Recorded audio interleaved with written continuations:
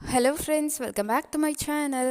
அனைவருக்கும் மிகப்பெரிய வணக்கம். இன்றைக்கி எதை பற்றின வீடியோ அப்படின்னு சொல்லி பார்த்தீங்கன்னா, பனிக்கூட நீர் அளவு அதிகமாக இருந்தால் என்ன செய்யணும் அப்படின்றத தான் இந்த வீடியோவில் சொல்லியிருக்கேன்.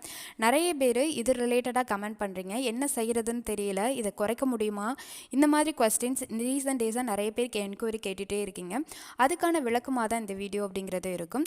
நீங்கள் பனிக்கூட நீர் அதிகமாக இருந்துச்சு அப்படின்னா என்ன பண்ணலாம், என்ன பண்ணக்கூடாது அப்படின்றத இந்த வீடியோவில் சொல்லியிருக்கேன். ரொம்ப பயனுள்ளதாக இருக்கும். கடைசி வரைக்கும் பாருங்கள். நம்ம சேனலை ஃபர்ஸ்ட் டைம் பார்க்குறீங்கன்னா சேனலை சப்ஸ்கிரைப் பண்ணிக்கோங்க.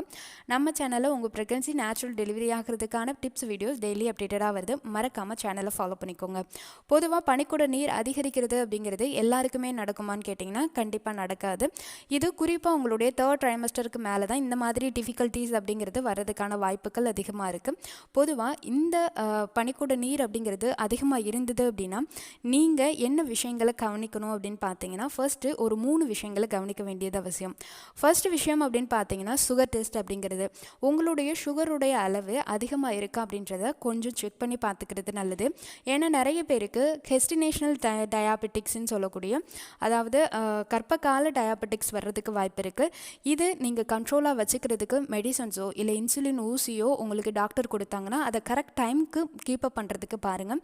கர்ப்ப காலத்தில் வரக்கூடிய இந்த சுகர் வியாதி கண்டிப்பாக குழந்தையோட ஆம்னியாட்டிக் ஃப்ளூயிடை அதிகரிக்கிறதுக்கு ஒரு காரணமாக இருக்கும்.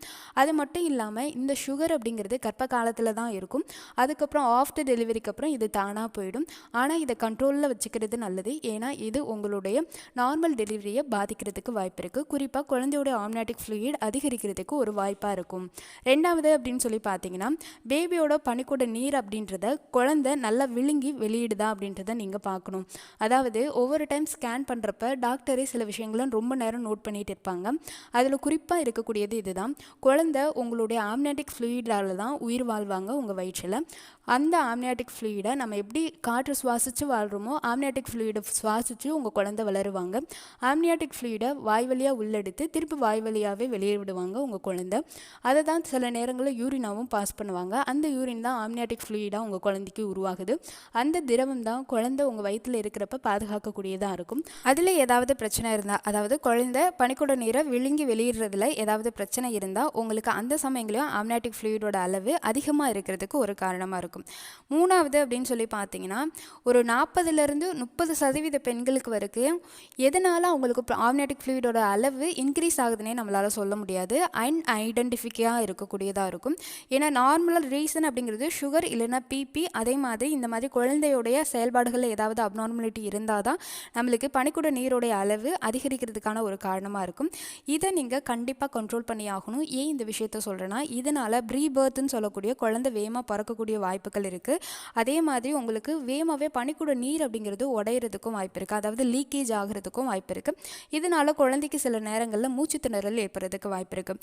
முடிஞ்ச வரைக்கும் ஆம்னியாட்டிக் ஃப்ளூயிடை நீங்கள் கண்ட்ரோல் பண்ணணும்னு நினச்சிங்கன்னா அதை மெடிக்கல் டேர்மில் டாக்டர் என்ன சொல்கிறாங்களோ அதை ஃபாலோ பண்ணுங்கள். அது இல்லாமல் நீர்ச்சத்து காய்கறிகள், பழங்கள் இது எல்லாத்தையுமே கொஞ்சம் கம்மி பண்ணிக்கிறது நல்லது. அதிகளவு தண்ணீர் எடுக்காமல் குறிப்பிட்ட அளவு 3 லிட்டருக்கு மேலே எடுக்காமல் 3 லிட்டர் வரைக்கும் நீங்கள் கண்டிப்பாக எடுத்துக்கணும்.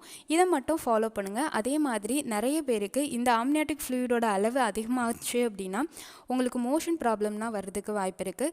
அப்படி இருக்கிறவங்க மோஷன் ப்ராப்ளம் தான் உங்களுக்கு முன்கூட்டியே இந்த ஆம்னியாட்டிக் ஃப்ளூயிடோட அளவு அதிகமாக இருக்குது அப்படின்றது உங்களுக்கு உணர்த்தக்கூடிய அறிகுறியாக இருக்கும்.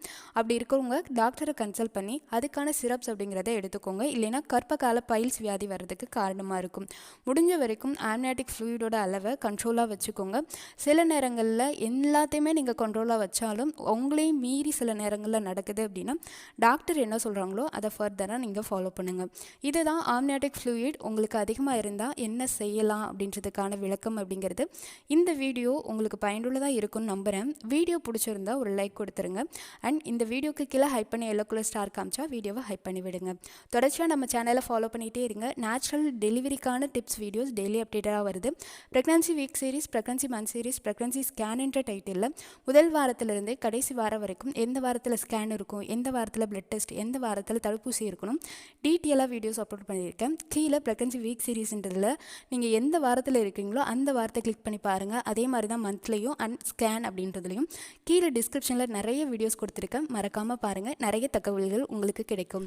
உங்களுடைய கர்ப்பகால பயணம் இனிதாக அமையனது வாழ்த்துக்கள். இந்த வீடியோ பார்த்தமைக்காக அனைவருக்கும் மிக்க நன்றி.